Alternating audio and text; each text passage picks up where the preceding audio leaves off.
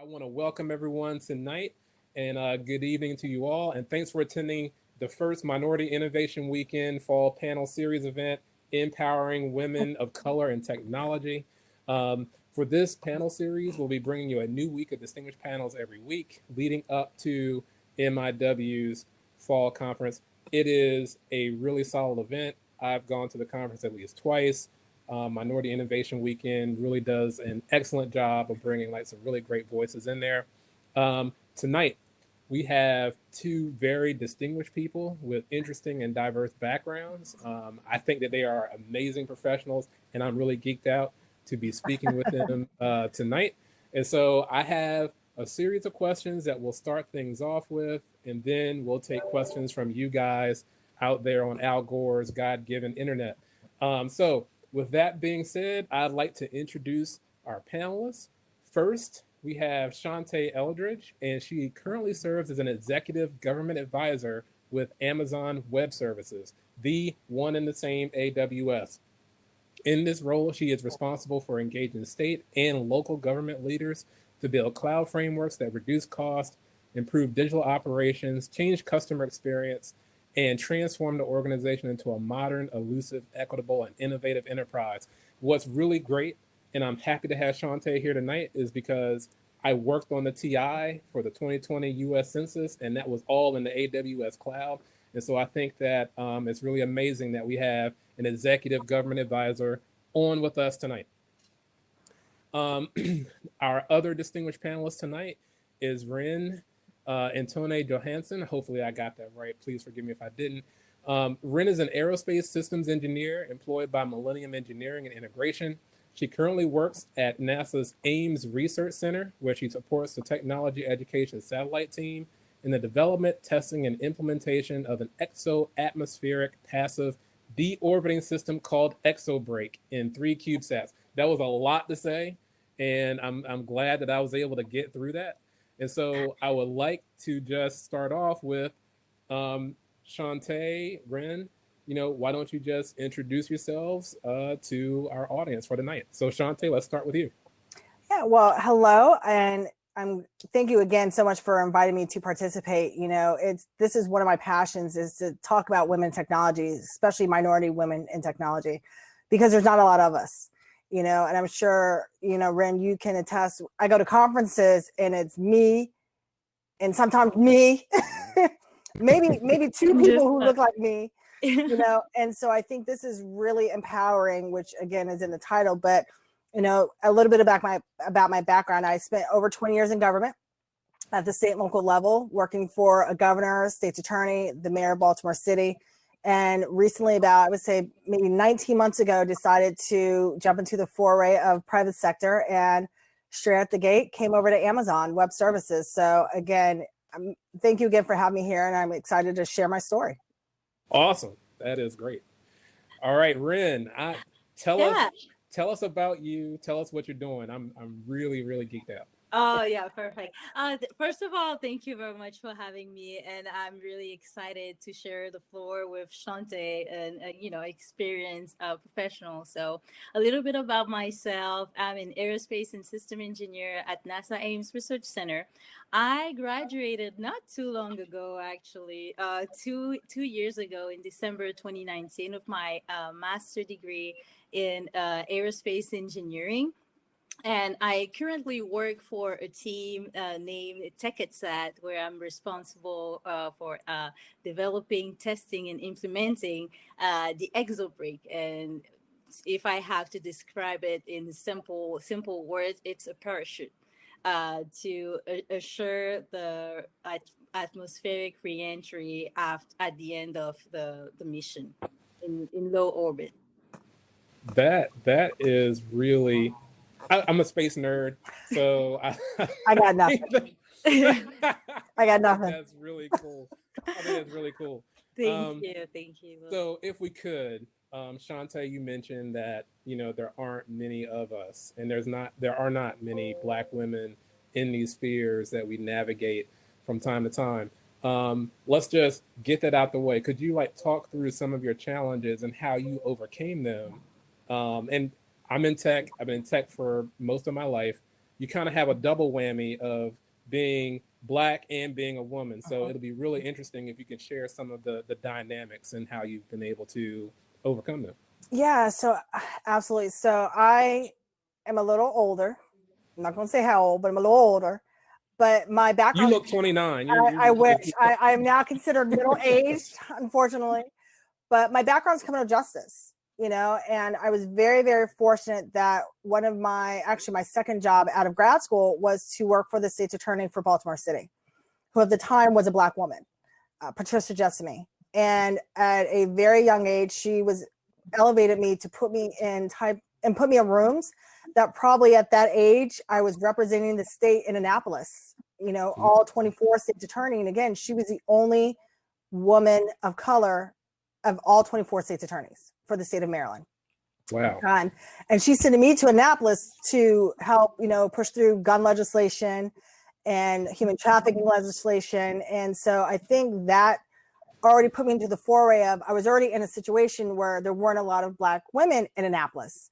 There weren't a lot of Black women in the rooms I was going to. I was having to lobby people who did not, again, look like me. And I will honestly say, having a very strong state's attorney behind me, the chief of staff and the deputy state's attorney was also African-American woman who took me to 5 other jobs since then. That's how I got to the mayor's office. So I look at it this way. If I'm the only or one of the few Black women or minorities in a room, that to me is an advantage because they're going to remember me. Especially when I say I'm from Baltimore. Unfortunately, and I saw Sharon, so one of my former people I used to work with in the city, everybody wants to know about The Wire, right? Or unfortunately, people want to know about Freddie Gray. And so it's one of those situations where I'm able to build instant rapport with people and they're going to remember me because of how I look and what I'm able to talk about. So I look at that as an advantage. I know it's probably something that wasn't always comfortable, but I become comfortable with that. And I'm also now able to bring other minorities along. Within Amazon right now, we're making sure that we increase that pipeline, to make sure that minorities are getting into tech and getting those opportunities. And I think that is one of the great things that now I'm able to lead because I'm now being seen as a leader, opposed to just being one of the many in a crowd of thousands. Wow, that's amazing. Awesome. It is. All right, Wren. Yeah, and I think Shantae said a lot of what I'm facing right now because I can relate on so many levels. But if I have to add something, is especially as a when I say young, like early career as a young engineer, I had two layers. First, I was a woman, then a Black woman, and a Black woman coming from Africa, right? So the last point is important because one of the challenges I had to face is to face loneliness, right? When you are not represented and in your class, you don't see people like you. You don't see people who speak your first language, because my first language is French. So during the first 6 months, I moved to the US here in the Silicon Valley in 2016, and I had to learn English in 6 months. Right? And be able to perform the same way in the classroom with other, American student born and raised here. So I think the challenges just make your victory or your success even sweeter. So I don't look at challenges as obstacles because, you can either look at challenges or find solution and, power through it. Mm-hmm. Nice. So a follow-on question. So Shantae, you mentioned that you've basically described a support network that you had as you were able to move along. Could you talk a little bit about that and building those type of interconnections that kind of make your support network? Well, one is having mentors. My mentor is someone who lives in a completely different state who I've never worked with. And I had a friend who went to a conference and said, you got to meet this guy. He's amazing. And he still lives in Louisville, Kentucky.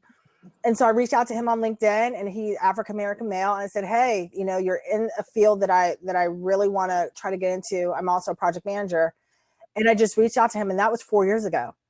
And he and I got to talking, and I got into tech by accident. And so to tell you how old I am, I had to build an access database, and that's back there. And I had to write code, and I had no idea how to write code. But if I wanted that job, I would figure it out. And so within 24 hours, I learned the code I needed to learn, and got the job. And that was my first foray into tech. But he said, if you want to go into private sector, you need to start doing bigger technology projects. You need to get tech on your resume. And I really do not believe that had he not given me that guidance, and I started doing more technology projects, started working more with the technologists, there's no denying that I would not have the job I have now. And so the recommendation is find those mentors. They do not have to be somebody you work with. They do not have to be someone that you personally know. If they're the right type of person, like I said, I didn't know Daro from anyone, and he was willing to, we cultivate that relationship, but I also had to put in that work. Your mentor doesn't just, tell you what to do. You have to, he gave me homework. I was like, what do you mean homework? Like, we don't even work together. I got to go learn about myself. And so, but I think having that network, and I talked about the state's attorney and the deputy state's attorney and having those people, but again, you have to sometimes get over that shyness and ask people, and you don't want to say, do you want to be my mentor? But you say, I have a career path. I want to get your feedback on that career path. But I think that's important, is to seek those people out, because they're not necessarily going to come knocking on your door. So you got to put in that work. My network has definitely led me to the career I have now. Good point. All right, Wren. Yeah, if I have to add something, once again, I agree with Shantae. We should definitely connect, right? I'm gonna start with you on the next question. I lived a long life. Yeah, but you probably has like a lot of wisdom, and you can share some good advice with me. So I want to just reiterate what you said about having mentors, but I have a quite different story, because when I look back, I didn't have a single mentor that looked like me, right? Okay, first year of my master degree, I just have this like small story that summarized my life here in the US.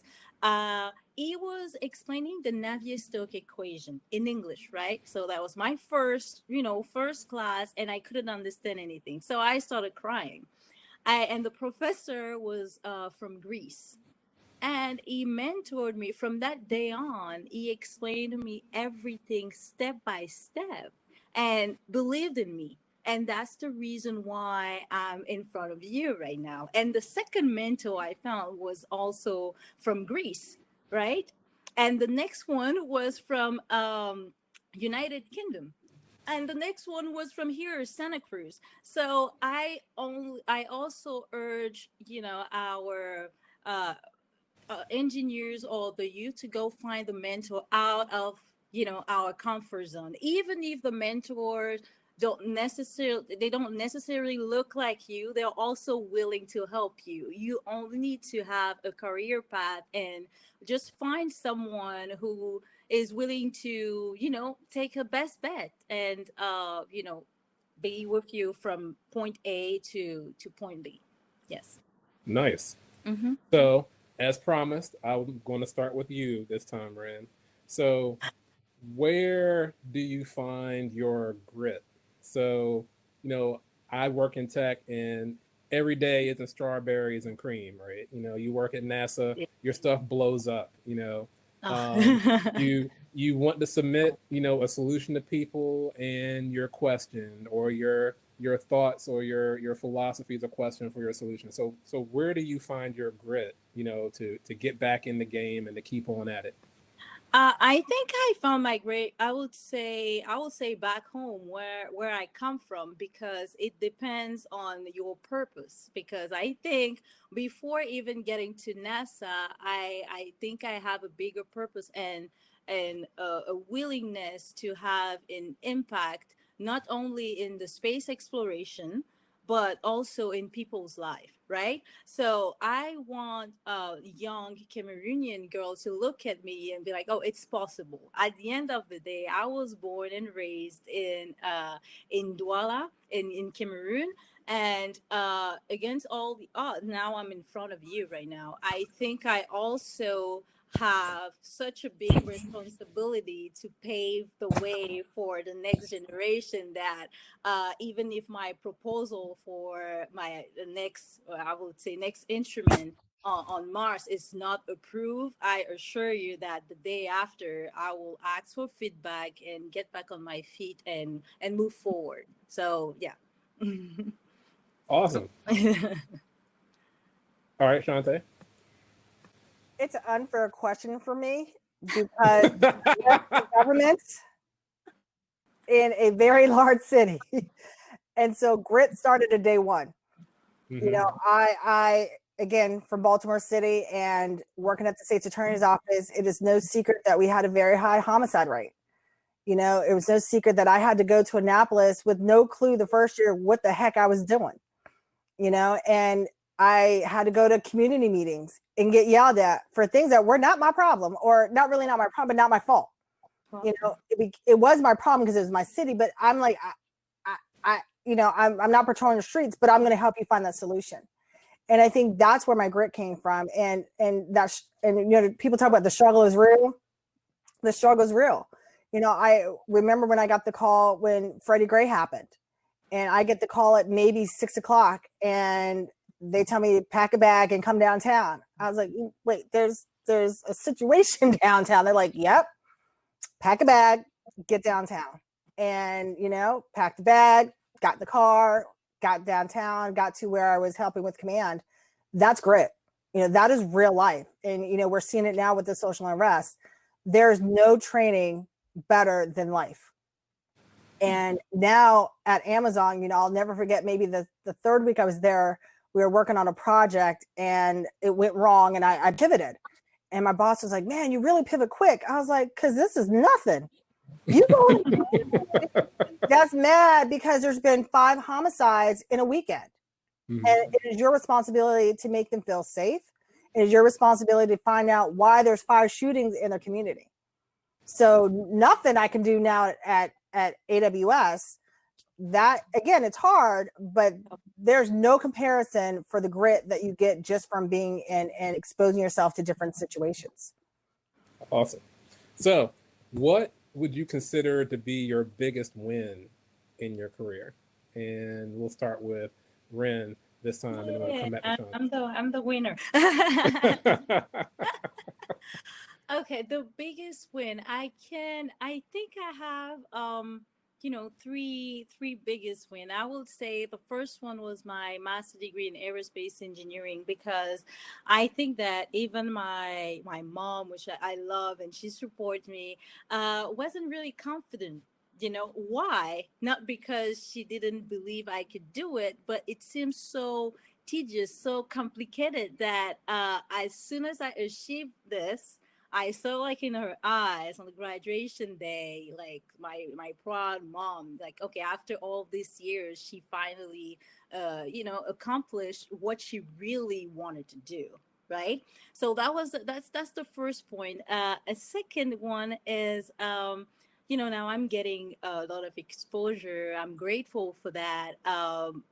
But the little girls, like 10 year old girl, like they will send me a picture. For example, I have like this story, send me a picture of her fridge. I have my picture on her fridge right next to Barbie, right? And Barbie is a tough competition. It's a tough, you know, and I was like, and she told me that right after Barbie, it was me. So this is one of my biggest win, because the biggest purpose I was just talking about is, you know, it is happening. And I feel like on a daily basis, this is a win. If you can have, how do you measure success? It's not about how much money you make. It's not about how many projects you get involved in, because if it's not you, it will be another engineer. I think success is all about how many lives you impact along the way. And as I mentioned before, I only have 2.5 years of experience and only 3 missions in space, and I can already feel like I'm doing something meaningful. So yeah, so these are in a nutshell. You have 3 missions in space. You know how many like it's not It's not one. No, that's not what I meant. No, I mean, no, I'm gonna have none. You have accomplished just going once. Yeah, no, but okay, yeah. Now I got Shantae, nothing. I got nothing. you're supposed to support me when Will attacks me, right? Like we need to No, I am support each supporting other. you We're in this because I together. think that's amazing. Because I will never have any missions in space. Thank you very much. I take it as a compliment. Now it's your time. Yeah. Yeah. Tell I'm not gonna follow that. Well, we don't have to talk. I'll switch it. We I'll don't switch have it to the talk next about time. your run a show here. You know, I went to space. She sends things in space. It's Will's fault, right? It's not my fault. He asked the question. Let's blame it on him. So I have been very blessed. I've had some amazing opportunities. I have an amazing career right now. But one of my biggest wins actually didn't start out as being a win. And it's a little odd story, but one of the years that I was down in Annapolis, we were trying to pass a gang bill. And it was the first time in the state of Maryland that they were having a gang bill. And, so if you know anything about lobbying, I had all 24 state's attorneys on board. We go down, we have our sessions, we're doing good. We're almost at the end. We're about to sign the bill. And I get a call that says the Black Caucus of the legislature, this is senators and the delegates, want to have a meeting. And I'm like, oh, this can't be good. We're about to pass this bill and the Black Caucus, wants to talk to me. So I go in with my bill sponsor and I'm thinking it's going to be me and a posse, right? My team. I walk in, it's me and the bill sponsor and the entire Black Caucus. And I'm thinking it was only going to be like 3 or 4. It's the entire Black Caucus. So you're thinking, 30 something odd people. And I had to go in and mind you, I look at my bill sponsor. She's like backing up against the leg. You got this. So I had to go and sell why this was not a bill that was making more Black men and incarcerating them, which was a hard thing to do and a hard thing for me to explain. But the bill that I was presenting was after they would actually have been found guilty. So this was not profiling. This was not something of that nature. So I had to explain that. But you can imagine as a Black female explaining a bill that they see as detrimental to the Black community. And at the end of the day, I was successful in presenting our case and why that bill should have been signed. And it was signed after some tinkering, but it was signed. But I say that's one of my biggest wins because, and that was maybe 10, 15 years ago. But it also was a great lesson that one stakeholders on board from day one. And so that was a hard lesson. I should have invited people that I knew may have not understood the bill from that, but to have an entire community against something that I was working on, to then be able to pivot and have them accept what I was working on was probably, again, although I've all the success I've had and the blessings I've had, that was probably one of my biggest wins throughout my career. Man, that is awesome. That is awesome. It was ugly though. It was ugly. I mean, by the end of the day, sometimes you have those scenarios where you walk in, like you're walking into the sharks, right? And then you're able to go in, navigate the waters, and come out with a win. I think that's awesome. You don't even know there were sharks in there. I thought I was going in to meet with 1 or 2 people. I mean, people like standing on chairs. I was like, oh, this ain't gonna go well. If there was anything in your past career that you could change, what would that be? Is this the Wren? No, this is to you. I'm starting with you. I would have sought out my mentorship sooner. I would have sought. I've had a wealth of mentors, but I think I would have taken more advantage of what they were teaching me, and I didn't realize the value of how to actually work with your mentor. So probably I'm still in the prime of my career, but a little bit, probably 10 years after my employment. And I would probably go back and learn a lot more. I think I would have gotten technology a lot more. Again, I kind of fell into tech by accident, but I think I would have made more of a concerted effort to have more, because again, cloud is here to stay. Technology. I mean, Ren sending things God only knows to space, so technology is, I mean, look at COVID. We're ordering our food, we're getting our groceries, we're doing everything online electronically. And so I think I would have, again, appreciated my mentors more and utilized them more. And at the same time, made sure that I probably had more technology early in my career, because who knows where I may have been, although I'm in a great place now. So I would say those two things. Awesome. All right, Yeah. Ren. My turn. Okay. When you said in my past, career, Is there anything you would change? anything I will change, I would say no. Sorry, not to be pretentious, but I am the sum of all my past experience, positive, but especially the negative one. When I look back, I'm glad I did.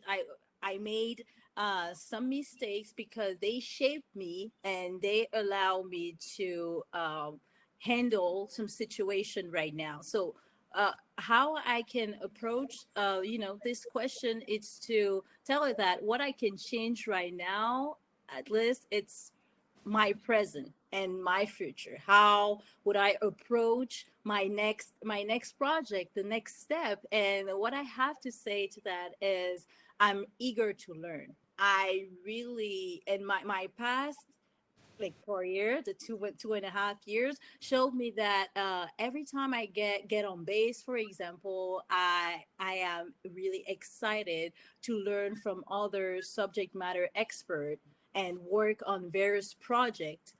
And I feel like the mindset shouldn't be to look at what you should have been doing, because there's no way we can change, the past. But I have the ability right now to focus on my upcoming project, and yeah, and how I can contribute and get involved in meaningful projects. Yes. Awesome. So we have a question from El Jefe, Levante Santos of all people. And the question is, what is your message to women and others who have imposter syndrome about entering into technology? Shantae. I feel like so now she's just can launching you repeat the into question, you. please? So what is your message to women and others who have imposter syndrome about entering into technology? I don't think there's a choice. In some aspect, in all of our jobs, technology plays a part. If you get on the computer, you have to send an email, especially, again, I've mentioned COVID, we're all doing virtual. I mean, look at us now. We're here now. And I think it's one of those things where you just need to embrace it, and it's it's kind of like, learning other languages, and, they talk about different languages of the world. And, it's technology is a language that transcends culture. It transcends age, and so I think it's one of those things where just find what you're comfortable with. Not everybody's going to be a coder. I code just enough, a couple websites, but I'm not sending things to space. You don't want me working on that. Not going to go well. But so my thing is, find what you're comfortable with. But I think it's such a great field because you can do so many different jobs. Yeah. I also, if I can, add to what you just said, I would say it takes courage, right? It takes courage to be exceptional. It takes courage to be successful. It takes courage, even if it's not in the technology field, it takes courage. So my message, how I can, answer this question be like, yeah, women needs courage to stand up and be able to ask question, like if you were interested in, for example, mathematics, and you feel like you're not good at it, the first step is to ask, for example, your math teacher how you can improve. Right? It's easy to be the victim and oh yeah, I have imposter syndrome, I'm not comfortable, but you don't grow in your comfort zone. Like, and it's the same for women or men. Like, if you don't have the courage to take the first step, you will never get there. And technology is really find what you're also good at. For example, I don't think I'm a good coder, right? I know, but I'm in the same industry. I'm in the aerospace engineering industry, but I'm sure some of my colleagues are better at coding than me. But I know system engineering wise, I can be a valuable asset in a team. So Mhm, I would say that women should focus on what they are good at and just excel. mhm, Awesome. Awesome.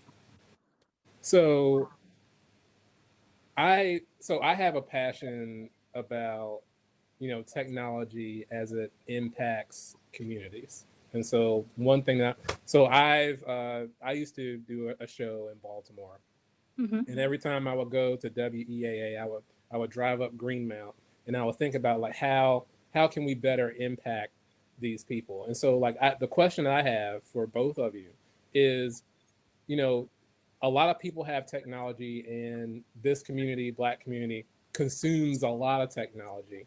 But at its current state, like how would you encourage, or how do you feel about the state of technology and its impact on the Black community, and how communities can take advantage and harness that technology? Loaded question. I know it's a really loaded question, but I That, like that asking loaded questions. that's the reason why the experience, like a professional should go first, probably. Thank- Well, I'm about to tout the party line. So I work I work for a company where we are helping decrease that digital divide, and helping communities who do not have broadband, who do not have technology, working with our higher education, who are actually doing programs to make sure that there is equality in the technology that's going into the community. I see so often when I meet with our customers, and sometimes they don't realize that more technology can create a larger digital divide. Mm, And so I think the thing that is, again, I just happen to work for a company that is actually doing something about it, but I also think it depends on our leaders. Our leaders also have to be able to recognize that the digital divide is real. And I'm not talking about just in Black communities. I'm talking about you have rural communities that don't have technology either. it's true. And so I really think that it takes the private sector, because we have the resources, and it takes your leaders who recognize they need the help of those private resources and create those public-private partnerships. But I think that's the only way that we're going to be able to decrease that digital divide and actually have equality within our technology, because it's again, this is something that's not going to stop. The more technology that's out there, the wider the gap can be if we don't make sure that we are creating a sense of equality. Awesome. Yeah. Yes, thank you for the useful information. But on that, I think I have a slightly different point, but I'm sure we always end up agreeing. Shante, I see the state of technology. For example, satellite, right? I don't see how I'm optimistic about the future, in a sense that the Black community, for example, if I have to talk about Africa, the access to internet, right? It's really like in remote, Mhm. villages or cities, is complicated. So the state of the technology right now, if we improve, if we have, for example, a constellation of satellite that will allow the Black community and the rest of the world to have access to information, then at this point we not only focus on how we are, different or divided, but we focus on how we can improve someone else's life. This is one point. And also, being fortunate to work at NASA, I see the improvement, right? When I started dreaming about working at NASA at 10 years old, like my role model in my head, like, oh, Katherine Johnson, like they had to walk, okay, 10 minutes to go to the restroom. Okay, now at NASA, I do have to work, okay, walk three minutes, but it's an improvement. Like I'm just taking this example to show that the calculation, for example, they had to do the hand calculation they had to do back in the days. Now, as a Black woman and Black engineer, I do have the tool available to do what they did in 6 months in 6 hours. So I think the Black community should recognize that the technology is all, it depends how you use the technology. If we know how to use it, I think we will realize how powerful we can be, and how at the end of the day, when you have uh, when you are a subject matter expert and people need you, even if it's a leader, you gain the respect. It's not about you being, coming from the minority. For example, at NASA, if you write it right, if your project makes, makes sense, and will advance the space exploration, they don't care where you're from. This is the beauty of inclusion. So in my next life, I want to do something in communications. And on the one side, there's someone on here that can launch satellites and someone who understands regulatory. I'm calling both of y'all up once I get my business plan together. All right. Please do. So now I'm gonna go to the questions from our audience. And so I'm gonna start with Shervon, who actually came in and Zoom blasted our call. So Black Women's Equal Pay Day was just on August 20th. Thoughts or insights on how Black women working in tech can work to close this divide? So for me, unfortunately, I am not privy. I don't know if my counterparts make the same pay as I do or not, unfortunately. When I was in public sector, however, and Sharon knows this, Baltimore City Sun publishes all of the employees in Baltimore City in the paper. So we all knew that was always a bad day because everybody knew how much everybody made. And I will definitely say in Baltimore, at least for Baltimore City government, there is not as much of a disparity as there may be in other places for equal pay, because we were able to see what everybody else was making. Now, people were mad that people may have been there less than they were, but it wasn't a male-female type situation. And I do know, at least for my company, they're strict, they recognize it. Amazon totally recognizes, and I think it's because of that progression of people getting called to the carpet about not having equal pay. And so I am hopeful, again, I don't know firsthand, that we that females, that we are now closing that gap. Now, where I think the gap may be maybe for minorities versus non-minorities, I think that may be a new gap, but I'm not sure. But at least for women, I do see women, at least in my field of my experience, we are making, if not more, sometimes than our counterparts.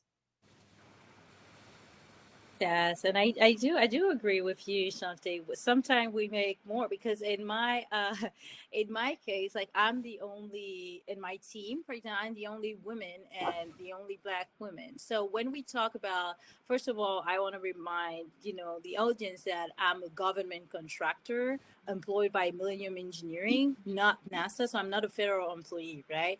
With that being said, my contracted company has never made me feel that I'm being paid less or I worth less. And when I talk to my colleague, I work in a fairly small team, right? Like, six engineers, and I don't feel like I get paid less. And also, I have more degrees than them, and I even paid more. So in my case, it makes sense. Do I have the experience or a different work experience to being able to compare and address the question? I don't think so. But based on my situation right now, the current situation, I think yeah, we are definitely closing the gap, and especially when the HR manager or the VP, in my case, they are women. So at the end of the day, when women get to leadership, or Black women get to leadership, I think they also make an effort to apply what they want for themselves. Yeah. Okay. So I have a question for Shantae. So Ren, you can take a break. Thank you. So, having been in both spaces, maybe Shantae can give any thoughts on the impact of technology on criminal justice. So, yes, and I'm also married to a defense attorney. So, when we were both working for the state's attorney at the time, so I left and he went to the other side in the private sector. Technology and criminal justice has a long way to go, unfortunately, and it is one of those fields where we could have done so much more with technology. And I'll give you a prime example. When COVID hit, a lot of courts around the country were not able to operate, which meant you had a lot of people sitting in jail that were not able to have their day in court or to be released or to have their case done away with because the courts were not able to have virtual hearings. Mm-hmm. And so and again, that was national and that was on the news. So this is not a secret to everybody. Some cities and states did really well. But I think for criminal justice, I think it's both sides. People always think of sometimes technology and criminal justice of getting people behind bars, right? In Baltimore City, I was part of the blue light camera where we had the CCTV mm-hmm. where we could see crime. That wasn't necessarily to catch criminals, but it was also to keep the community safe. So I think there's two sides of criminal justice, and so I think we need more technology to keep communities safe. But we also need better technology to make sure that those who are wanting to do harm also aren't as easily able to do harm to the community. And so, but I do think that although we are coming up with some amazing technology to be on both sides, I think technology and criminal justice has been really, really slow to adopt than some of the other fields that, we're all used to. Transportation, health, things of that nature. I think criminal justice is just a little slower and I don't know the reason, but we're making strides, but I think we still have some ways to go. Yeah, it's an interesting question. In my foray with criminal justice and technology, I kind of have a mixed mode on it. My company at the time were asked by a major city to come up with, a persons of interest type of system that would use artificial intelligence to identify someone that was already in their database, but then to profile the people that were around them. And so I rejected that project because I got cousins who just are who they are and I could be hanging out with them. And now I'm a person of interest because I went to go see my cousin. And so it's always one of those interesting things. And we can have a whole diatribe and separate conversation on just that aspect of criminal justice and technology. All right. So going back, what is another question from the field? What do you see as the next step in your career or professional development? And this time we'll start with Wren. Oh yeah, I knew it. I can think. Yeah, I think my next step, okay.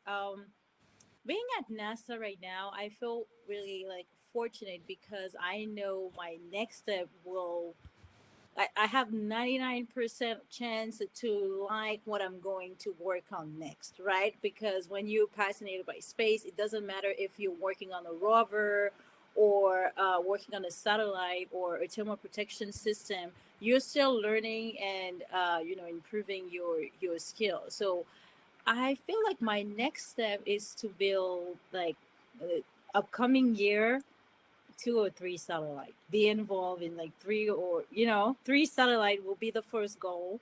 And the next one might be to think about getting a PhD because I think it's aligned with my purpose to being able to give back. And if I'm able to teach, that will really fulfill my my dreams and accomplishment. Yeah, it's the next step.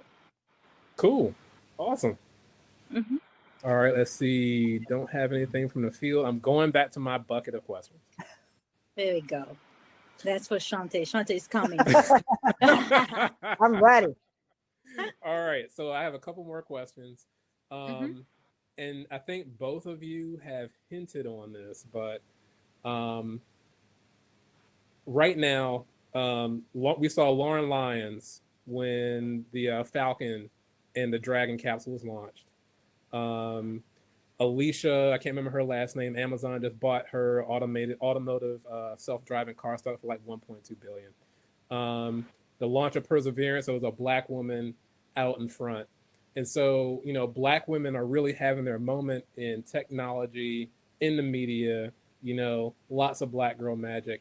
What would you say to girls that are like this high, of getting into technology? Like, what would you share as an insight when they meet a Wren or a Shantae and it's like, I work for Amazon, or it's like, I launched CubeSats. Like, what would you say to them? So I do have someone who is that high who lives with me. Again, Lucky you. I'm old. It is one of those things where I want her to get in technology. We are actually, during the summer, we actually put her in math class, because I want her to. I never really excelled in math. I took general math my senior year of college. I was adding fractions and telling if the train left New York at 4:00, what time is it going to get to Florida if it's going 80 miles an hour? That's what I was doing my senior year of college, because math, I was a criminal justice major. I was like, I don't need math, and for my daughter, I need her to understand technology and math are what is going to help her excel in whatever she's doing. And I think it's one of those things where, again, and I said it before, embracing technology is my dad was a professor for technology. It's in my genes. It's in my blood. I used to not like it. I hated it until I had that one job where I had to code. I had to learn code in 48 hours, and it's one of those things where I think if the younger generation, this is for not just little black girls or little black boys, I think this is just for all younger generations. Technology is something that learn other languages and learn technology, because I think that is what is going to propel us as a wait, look at the environment, all the things that we could be using technology to help the environment, to help transportation, to help, we brought up criminal justice, reform and things of that nature. It's one of those things where I think we've got to make sure that we're making it something that is just natural for people to get into. And, Wren, you were nodding your head. I want to be in a world one day where I go to conferences and I see lots of people who look like me. And I want to be able to go on LinkedIn and I no longer see those stories of so-and-so black female gets a job as CEO The or board member. I don't want to, I want to be in a world where that is, because it's happening so much, it's no longer news. That is where I want those little girls and those little boys of color to eventually embrace and get to. Awesome. Yeah, I think to just come back to what Shantae was saying. I don't know if a little girl asks this question, I will try to build up her interest. For example, Shantae with the your little girl, I assume it's little girl. It takes good parenting, right? Like, why, when we are, for example, as a woman, when I was 5 years old, I was the weird kid just because I didn't want to play in the dirt, just because I would rather read the news or have discussion with my uncles and learn about what they were doing as engineer. We need to support young girls, right? If a girl is interested in STEM from a very young age or in space, there's nothing weird about it. Like, parents and educators should support young girls, because it took me a lot to cherish my dream all these years in Cameroon, knowing that I was, interested in something different than 90% of other girls. So technology needs to be, uh, presented the same way we talked about, for example, being a lawyer or an accountant or in the business field for women. And they start with, for example, books. Why I like 3 or 4 years old for a little girl we are more inclined to give away a cooking book, or you will be a chef, or you can have your business or an entrepreneur, and not say, oh, you will be an astronaut. Oh, you can definitely build satellite. So I think little girls, like, they like math. For example, I don't think your little girl Shante was upset of, like, like having a to learn math during She's this time. excited. Right? See, so she's proving my point. I don't have kids yet, but she's proving my Want point mine? that I got some to yeah. spare. that is the typical Yeah. parent response. There we go. Yeah. So I think, yeah, in a nutshell, we really need to attract, retain, and maintain young girls in the STEM industry, and it takes people like me, people like Shantae, and go out there and talk to young girls and inspire them, show them it's possible. Awesome. So now our latecomers here with our 6 minutes left, we have a couple of questions coming in. So let's try to make it rapid fire so that we can give you some time to just kind of close out. So with the first one, what is a piece of advice you wish your younger self knew? And thank you for that question, Danielle Carmichael. Some days are gonna suck. Yeah, That's a every solid day. answer. It's rapid fire. It's rapid fire. All right, go ahead, Ren. Your response. Relax. It's going to be okay. It's going to be okay, because sometimes you have to power through it, and if you're not okay, it's part of the process. Because I thought that you are not allowed to have bad grades, for example. You are not allowed to be sad, but some days are made to, like, you have to take it all in. It's part of the journey, not just the good, but embrace the negative, embrace your mistake, and just power through it. Yeah. Okay. So, Shantae, you've hinted at this, but Ren, do you have any interest or experience with entrepreneurship? Uh, Unfortunately, not much, but I'm educating myself right now. Well, with COVID, there's no, like, yeah, we spend a lot of time at home. So now I think with a computer, you can learn anything. So that's the reason why now I'm, looking into it. But I have to admit that I was head down, in aerospace engineering, since I work, sometime 12-hour plus, a day. But yeah. And Shantae, you had talked about your husband owning his own business, but do you have any other commentary on it? I have so much respect for anybody who has started a business, wanting to be an entrepreneur. It is hard work. My husband is about 13 years into his law practice that he started with a former colleague that I had, and it was highs and lows. When they started out, we were thinking about having children. He's like, I'm going to start my own firm. I was like, we going to be broke. What do you mean? Like, you got to make money, And so, and come up with the ideas, and I see how they, try the different marketing strategies, and, customers and clients don't pay. And, how are you going to be something different than the next guy? I mean, I have so much respect for entrepreneurs, because it is a grind, and I one of the things that we do with Amazon, we're working with small businesses to utilize cloud to grow their business. And I see it's hard. How are you going to be that? I'm fortunate that I work for a man who had an idea, selling books. Now he's the richest man on the planet. So, but it is such a grind, and it's not for everybody. I don't know if I could be an entrepreneur, because again, I get too angry and upset that, I'm not accomplishing. I'm like, I can't do this. People yell, it's too much yelling. At least when I was going to the community yelling, I was like, all right, I can go home, but when you're grinding it out, it's your livelihood.